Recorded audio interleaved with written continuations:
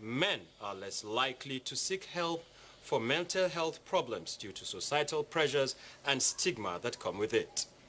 Studies show that men experience mental health challenges like anxiety, depression, and stress, which often lead to higher rates of suicide, substance and alcohol abuse.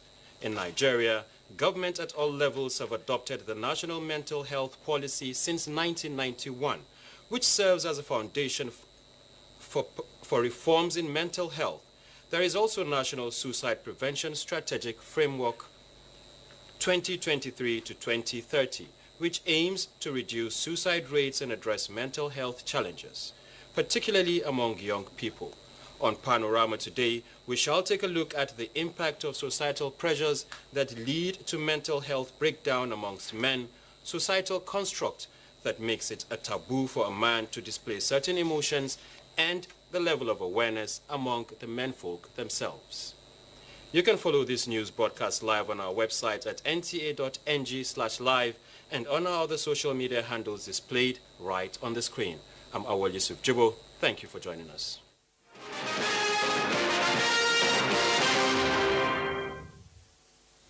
First, the news.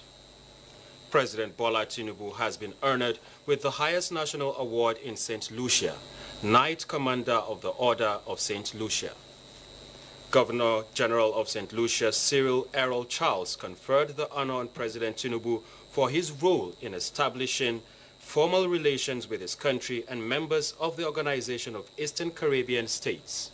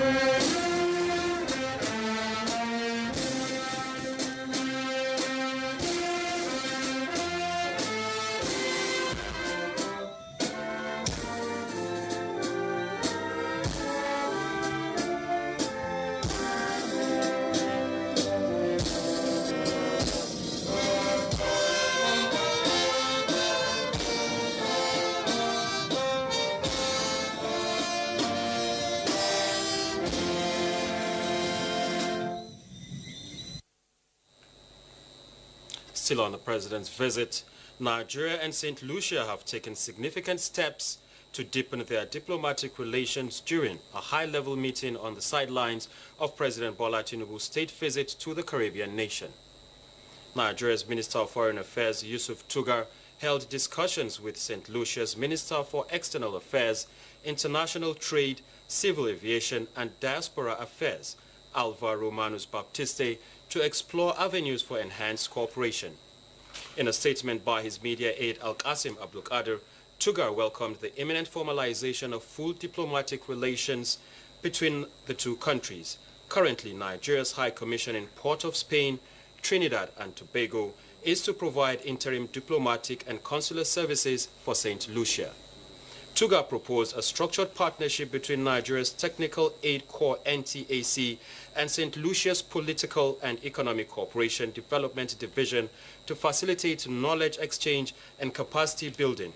Additionally, he emphasized the importance of education, advocating for increased scholarship opportunities, academic exchanges, and joint research initiatives to foster stronger people-to-people connections. Tugar highlighted Nigeria's interest in expanding trade and investment with St. Lucia, particularly in sectors such as tourism, renewable energy, ICT, agriculture, and manufacturing. He pledged Nigeria's advocacy for small island developing states' concerns in international forums, including the United Nations, the Commonwealth, and AU CARICOM dialogues, while emphasizing joint efforts in climate adaptation, disaster risk management, and climate finance access. This meeting marks a pivotal step in strengthening Nigeria-Caribbean relations, with both nations poised to unlock new opportunities in diplomacy, trade, and sustainable development. We now shift attention to power generation. The federal government has unveiled the new National Energy Master Plan to subnationals, tasking state governments to increase investment in the electricity sector so as to improve access and achieve energy efficiency. In a statement by the Energy Commission of Nigeria, ECN, Kogi State Government indicates interest to leverage the new policy document to catalyze investment in the power sector. The new National Energy Master Plan provides, among others, framework for the implementation of solarization program across the country in order for Nigeria to achieve the 30,000 megawatts power generation from off-grid renewable sources and the adoption of electrical vehicles as alternative to fossil fuel. The visit by the Governor of Kogi State, Ahmed Usman Ododo, to ECN, the Commission Director General Dr. Mustafa Abdullahi says, demonstrates commitment to deepen partnership for broader implementation of the new National Energy Master Plan. The National Energy Master Plan, developed by the Energy Commission of Nigeria, was recently approved by the Federal Executive Council as Nigeria's Energy Transition Plan document of action. Away from that, the newly appointed national chairman of the Nigerian Legion, Morenike Grace Henry, has promised to strengthen engagements with federal government veterans and civil society in pursuit of the establishment of the Ministry of Veterans Affairs. She disclosed this at the handover ceremony held in Abuja, where she pledged to prioritize welfare of veterans and families of foreign heroes. Morenike Henry assured Nigerian veterans that her tenure will work towards unity of all veteran groups through the Federation framework.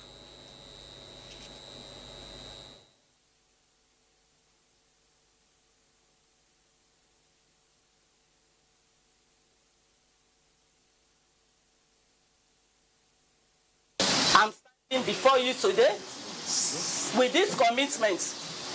I've come to sacrifice for you people. I've come to serve you people. I've come to take you to international level. I've come to collect what belongs to you for you.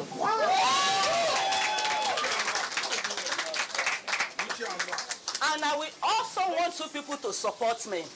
As I pass on the master party, I do so with confidence and patriotism. That Ms. Grace Henry is a woman of integrity, vision, proving of commitment to the cause of veterans affairs. Henry took over from the former acting national chairman, Major Vincent Abiola, making her the first woman in the nation's history to lead the veteran organization. Before the appointment, Morenike Henry, a military veteran and founder of the Female Military Veteran Association, served as the Director of Corporate Affairs at the national headquarters of the Nigerian Legion.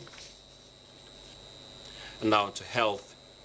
Efforts to completely eradicate river blindness in Nigeria by 2030 is yielding positive outcomes, with 10 states already recording successes, disrupting the transmission of the disease. This is the assertion of researchers from the Nigerian Institute of Medical Research, NIMA. Hingino John Adams tells us more. The microfilariae, which is the larval form of the adult worm, moves around the blood and they get into the eyes, affect the outer part of the eye, which can result in cloudiness. And you can also find some bumps there. Some of the health challenges that come with onchocerciasis, also known as river blindness. Nigeria, one of the countries battling with the disease, has been on the journey to controlling and eliminating it for the past 15 years, targeting 2030. So far, about 37 million people have been taken off treatment in areas that transmission is interrupted, and the federal government, through the nation's Apex Medical Research Institute, is committed to maintaining the tempo to ensure its total elimination. For communities where treatment has been going on for the past more than 15 years now, children 5 to less than 10 years are actually the targets now, because it is believed that if actually the drug has been effective, children 5 to less than 9 years will not be carrying the infection. Researchers speak on interventions in the fight against HIV and malaria. The funders and policymakers to integrate empowerment into HIV care programs. We have this pilot going on in 2 states in the country, Katsina, Kebbi State and Akwa Ibom. So this is the malaria vaccine is being run in these 2 states. Medical researchers believe with adequate enlightenment, many battles against ailments in Nigeria will be won. In Lagos, Hinginu, John Adams, NTA. Time for commercial break. We'll be back shortly. Don't go away. Our major currency unit is the Naira, while the minor unit is the Kobo. They are both in notes and coins. The Naira is more than just a medium of exchange. It bears the images of our heroes. So, stop abusing the Naira. It is a criminal offense to spread the Naira at events. Stop stepping on the Naira. It's not your enemy. Do not squeeze, ruffle, or write on the Naira. Handling the Naira with dirty or oily hands can deface the Naira. Love the Naira as you love yourself. Be a real Nigerian. Do not abuse the Naira. The federal government of Nigeria wants vandals of national assets, electricity transmission towers, cables, and other facilities to desist from this act of sabotage. Vandalism is a serious crime, punishable under the law. Vandalizing electrical equipments will affect millions of Nigerians, including your loved ones. Remember that national assets belong to all of us, hence the need to protect them. Report all cases of suspicious movement around electrical facilities to security agencies. When you see something, say something. This message is from the Federal Ministry of Information and National Orientation in collaboration with the National Counter-Terrorism Center, NCTC, Office of the National Security Advisor. Welcome back. Across Nigeria and globally, mental health is increasingly entering public discourse.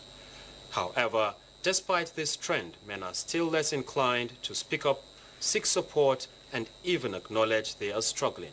In this report, our correspondent explores the hidden battle many men fight every day, cultural expectations that silence them, and the urgent need for society to listen. Provider, a protector, and a pillar of strength. But what happens when the hero without cape begins to crack under pressure quietly? Many may not notice until it is too late. And in a world where vulnerability is seen as weakness, most men face this change and in silence. Mostly, I go through a lot as a man, as a family man. But sometimes, if I want to vent them out, I don't want to get angry at someone. I go to a secluded place. I do cry. I cry out my heart. Well, it's then at that point in time it is between me and God. And when I'm done, I come into the open and I will smile. A recent global study by the World Health Organization shows that men are 3 to 4 times more likely to die by suicide than women. In Nigeria, where mental health issues are largely underreported and data not well captured, experts say more men are breaking under pressure from economic hardship, emotional suppression, family and societal expectations. From a young age, there are instances where I've seen where a father is talking to a child, a 3-year-old child, and telling the child that you are a man, stop crying, you know, and that literally conditions that child to not complain even when they need the help. Although the conversation around mental health is gradually gaining attention and evolving, experts say the need for awareness has never been more urgent. It's okay to show vulnerability. It's okay to show some weakness. And I say to families, men deal with a lot of issues. So when you notice that father, uncle, brother, or son of yours, who normally is very ebullient, very active, and the person starts going into his shell, going into himself, it's good to tap him on the shoulder and say, we understand. Speaking up is the first brave step, but it can also be the hardest. And until the society normalizes mental health conversations for men, many will continue to suffer in silence. And to discuss further on men's mental health, I have with me Oluwatumise Kuku, mental well-being counselor for 2 decades. Thank you for coming. Thank you very much. Wow. It's good to have you in the studio. It's good. It's good to have you. Yeah. To be here. Yeah. So Tumise, tell me, what do we mean by men's mental health? It simply means how men think, how they feel, and how they act. And the simple definition to mental health generally is the thoughts in your head, the emotions in your heart, are these in alignment with the person that you see. When either of them is off alignment, is shifted, then we begin to ask questions. But for men, because of some certain social conditioning, it's basically around socio-economic, their socio-economic life. If they're not in alignment, then men begin to question themselves. Okay, so what often causes a breakdown in men's mental health? Okay, so social conditioning, just like some of your the Vox Pop said there, the report said that social conditioning, a man is not allowed to speak up. When a man speaks up or a man is vulnerable to people, especially those close within his family, then we're asking the man to, why are you doing that? You're a man. And this starts from when a boy child falls down and says, stand up, you're a man. Again, that's where all of that starts for. So these are the things, and of course, because men are expected to be providers, that also, so when a man doesn't see himself as a provider, even if he is providing, he has a certain idea, a certain pedestal that he's put himself. If he doesn't reach it, even if he is meeting the target at home, but if his own picture of himself is not aligning with what he's doing, definitely there's a question to answer. And it seems like this condition begins from a very early age. Oh yes, oh yes. Again, if a girl child falls down now, everybody goes, oh, that's it. If a boy child falls down, the first thing is like, hey boy, stand up, boys don't cry. So we inadvertently then condition the male gender not to feel. We give them permission not to feel. We give them permission not to complain where there needs to be a complaint. We then give them permission also not to show weakness. Yeah. So if he falls, he doesn't see that as part of life. He sees it as a major event and then just shuts down. Because of course, when he can't say to people that, oh, I just fell down and all that. And as metaphoric as that sounds, if you take a good survey, you will find out that most men, about 80% from the research, have been conditioned because of that. Don't cry. And all that, man up and all that. So because we are inadvertently telling them not to feel. Yeah, that's a significant number. 80% yes, 80% is a lot, is a lot, is a lot. Yeah. So how does men's mental health breakdown affect families? How does it affect the society? Ooh, I could go on and on about that. Boy, it affects the families because, of course, a man who feels that he's not man enough begins to withdraw from his children and his partner. There's some anger, there's some irritability, especially when he feels that that is not a psychological safe space. Of course, economically, it does affect men because then we begin to see that work rate begins to drop, productivity drops. Of course, that is affecting, and then of course to themselves because they're not serving themselves and filling their own cup. What do they want to pour from? So yeah, so it cuts across all the sphere of their existence. And I always say that if a man is whole, the family would not need to fight so much, because if a man is home, he's psychologically safe to express himself with his family, with his children. He plays. The family knows when. And let's not even go into that. Even a person who's not married yet, if you know that you have a safe place to go and there's no judgment, you're free to be you. It's easier then for you to fall, and I'm using that metaphor again. So it's easier for you to then fall and know that you can rise. It's not a major event, it's just part of the rite of existence. Okay. And is there a relationship between men's mental health challenge and substance abuse? Yes and no. Yes and no, because of course men would rather instead of expressing, because we don't allow them to express, we numb the pain, and then we have narcotics, we have drinking and all of that. The no part is some people then get emotionally, clinically depressed, so they're not even using any form of hard drugs, but hey, watching TV too much could be an addiction, or being on your phone too much could be an addiction. The long and short is you're using something to numb you feeling and not sitting down with the emotion that is going through or causing you discomfort at the time. So yes, narcotics and all of that is on one end, but there are other things that can cause addiction. Food addiction is there. Sugar addiction is there, because you're looking for something that would take your mind. Take your mind off, or boost your dopamine levels so you're happy. So whatever that is, whether it is drugs or food, anything that is boosting your dopamine level outside of the normal, even working out too much. You see people who do 2-3 hours. Why? They're trying to run away from something. So instead of, we have conditioned men not to sit with their emotions, so they would rather bury it under an activity that's not normal.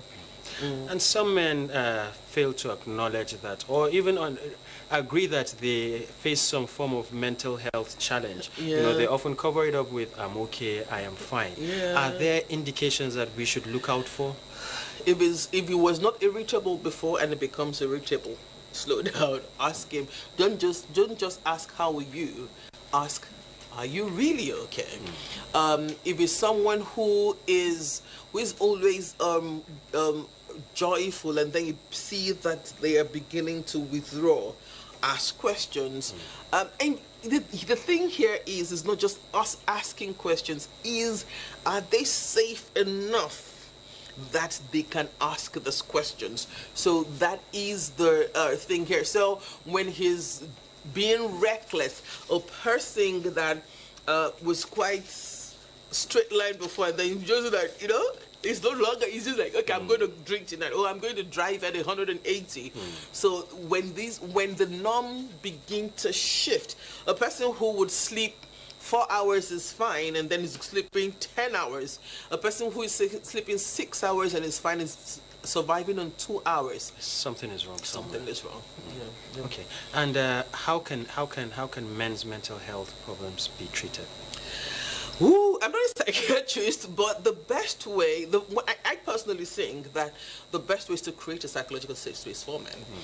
When I say psychological safe space, a place where they can speak without judgment, whether it's with their partners or with their friends. And I would also say that it's okay not to be okay, guys. It's so okay not to be okay. Seek medical help. If you feel like that headache might just be something that's trying to come up. That lack of sleep is something. Check it out. That loss of appetite is something. Check it out. Yeah. Thank you so much. Thank you so very much. It's so good having you in the studio. My pleasure. My pleasure. Next is sports update. Rising Nigerian track stars Favour Ofili and Ezekiel Nathaniel are set to make their much-anticipated Diamond League debut this weekend at the 50th edition of the Prefontaine Classics in Eugene, Oregon, one of the most prestigious one-day athletics meets in the world. The duo are among a strong Nigerian contingent that also includes world record and reigning Diamond League champion Tobi Amusan, world top 10 shot putter Chukwuebuka Enekwechi, and sprint talent Rosemary Chukwuma. Competing at Hayward Field the same venue that hosted the 2022 World Athletics Championship. Ofili and Nathaniel will take on world-class opposition in landmark appearances that signal their rising profiles on the global stage. In beach volleyball, Nigerian women's beach volleyball team have qualified for the 2025 World Championship in Australia next November. The pair of Esther Mba and Pamela Power beat Egypt 2-1 to finish third at the just concluded CAVB Continental Championship in Morocco to qualify. In tennis, world number 1 and tournament favorite Aryna Sabalenka eased into the second round with a 6-1-7-5 win over Kasan Brastin at the Wimbledon Championship with the hottest opening day on record. Sabalenka closed the match in 73 minutes. She will face the winner between Lulu Sun and Maria Buskova match on Wednesday. And in combat sport, after making it to the quarterfinals of the WBC Grand Prix in Saudi Arabia, Nigerian professional boxer Yusuf Adeniji returned to a heroic welcome in his community in Alakpere-Ketu, Lagos. The boxer, who featured in the International Boxing Championship on the platform of the Baramura Promotions, is the only Nigerian boxer remaining in the competition out of the 4 that participated. And that's Panorama from the Lagos Network Center of the NTA. Thanks for watching. I'm Awal Yusuf Chibu.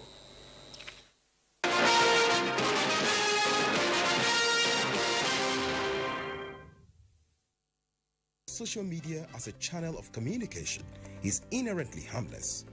It becomes harmful and damaging when used without discretion and thoughtfulness. Bad social media users spread rumors and fake news without verification. But good social media users stop, reflect, and verify information before sharing it. Be a good social media user. Stop the spread of fake news. Verify the authenticity of your source and use social media responsibly for a better Nigeria. This message is brought to you by the Nigerian Television Authority, NTA, in collaboration with the National Orientation Agency.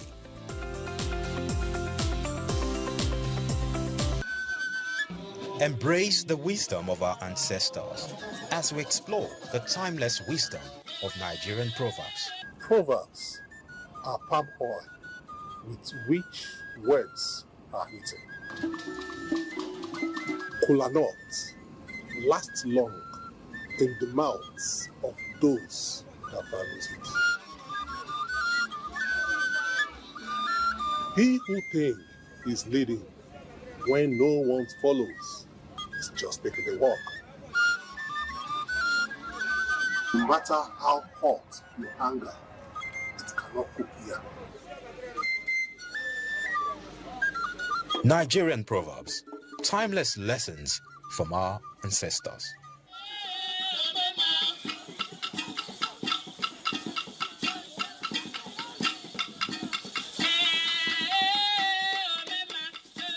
The mosaic of time in the kaleidoscope of life. Time is a masterpiece. A delicate piece when we wait. A vibrant shard when we're late. A dark fragment when we're sad. A radiant tile when we're happy. An intricate pattern when we're in pain.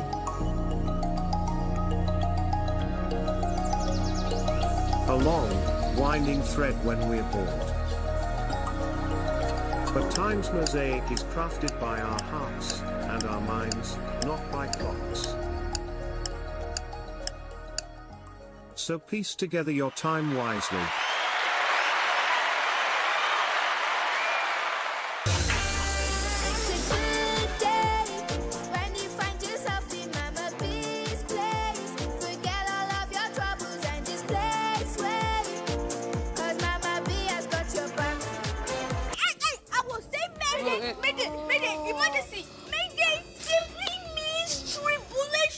Any question?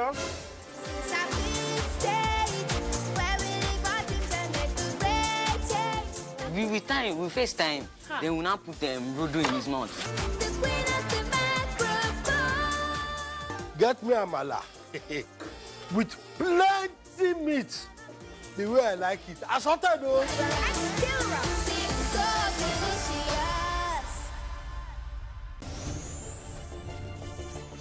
Are you a tech enthusiast?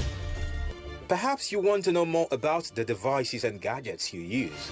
Tech Mode will...